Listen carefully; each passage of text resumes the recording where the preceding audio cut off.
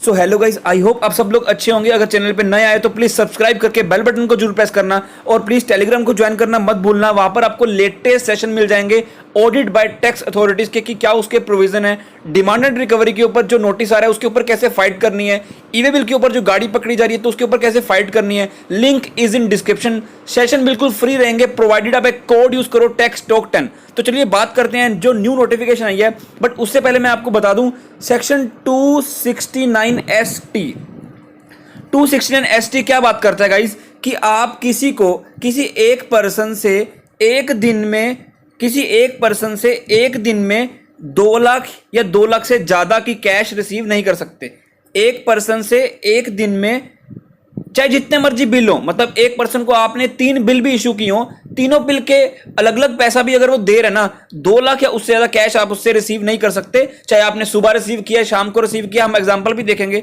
Second case क्या होता है कि आप एक बिल के अगेंस्ट, एक सिंगल ट्रांजैक्शन के अगेंस्ट डिफरेंट डे में भी 2 लाख या उससे ज्यादा कैश रिसीव नहीं कर सकते। एक बिल के अगेंस्ट 2 लाख या उससे ज्यादा कैश रिसीव नहीं कर सकते। थर्ड क्या होता है, फॉर एग्जाम्पल आपने कोई एक इवेंट ऑर्गेनाइज किया है, सपोज करो कैटरिंग का, तो कैटरिंग से रिलेटेड या कोई डेकोरेशन से रिलेटेड कोई पैसा मिल रहा है, चाहे वो डिफरेंट डे पे मिल रहा है, आज एक मिल गया, कल 2 मिल गए पैसे, तो वो 2 लाख या उससे ज्यादा कैश में रिसीव नहीं हो सकता। एग्जाम्पल डिस्कस करने से पहले आपको बता दूं कि फाइनेंशियल ईयर 1920 की ITR असेसमेंट ईयर 2021 का बटन इनेबल कर दिया गया है। वो वीडियो आई बटन पे लग जाएगी, आप जाके देख सकते हो। तो अब हम डिस्कस करते हैं नंबर 1 केस। क्या होता है कि सपोज करो आपने गुड्स बेचे वर्थ रुपीज 4,50,000।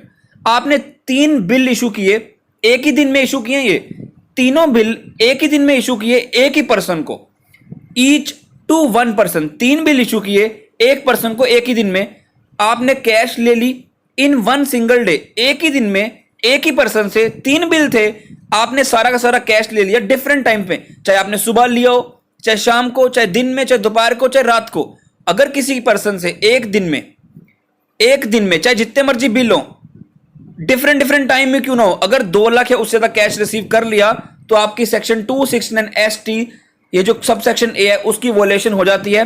तो जितना पैसा आपने रिसीव किया होगा उतनी आपको पेनल्टी पड़ जाएगी। या अगर आपने सपोज करो गुड्स बेचे हैं 5 लाख के एक बिल पे, तो पैसा आपको एक दिन में ना आकर डिफरेंट डे में आ रहा है, तो पहले दिन आपको 2.5 लाख आया, दूसरे दिन आपको 2.5 लाख आया, तो पूरे 5 लाख के ऊपर आपको पेनल्टी पड़ जाएगी क्योंकि आपने 2 लाख या उससे ज्यादा कैश रिसीव कर लिया है। तो ये क्लोज बी की भी क्या हो गई, वोलेशन होगी। Third, x accepts an order of catering decoration and tent for the marriage event of y. उसने क्या किया, एक्सेप्ट कर लिया 1 lakh for catering, 1,50,000 for decoration, 1,50,000 for tent work. तो इस केस में अगर देखा जाए तो 2 लाख से कम है, कैटरिंग का 2 लाख से कम है, डेकोरेशन का 2 लाख से कम है, बट सेक्शन की वोलेशन हो जाएगी बिकॉज एक इवेंट के लिए अगर पैसा मिल रहा है वो कैश में मिल रहा है, चाहे वो एक दिन में मिले, चाहे डिफरेंट डे में मिले, चाहे डिफरेंट टाइम्स में मिले, बट अगर कैश में मिल रहा है टोटल मिला के 2 लाख है उससे ज्यादा, तो सेक्शन की वोलेशन मान ली जाती है। और अगर वोलेशन होती है तो पेनल्टी लगती है 271DA में, और जितना पैसा आपने रिसीव किया होता है he is liable to pay a penalty equal to the amount received in cash. अब हम बात करते हैं गाइस, गैजेट ऑफ इंडिया में नोटिफिकेशन नंबर इशू कर दिया 7 मई 2021 को। ये ई गैजेट में नोटिफाई कर दिया है, बिल्कुल जेन्युइन है गाइस। इसमें क्या लिखा गया है, The central government in exercise of power conferred by clause 3 of proviso to section 269ST, उसमें लिखा हुआ कि गवर्नमेंट को पावर दी जा सकती है कि ये प्रोविजन को वो ना फॉलो करें कुछ पर्सन के लिए। तो hereby specifies hospitals, dispensaries, nursing homes, COVID care centre और सिमिलर अदर मेडिकल फैसिलिटीज जो प्रोवाइड कर रहे हैं कोविड ट्रीटमेंट टू पेशेंट।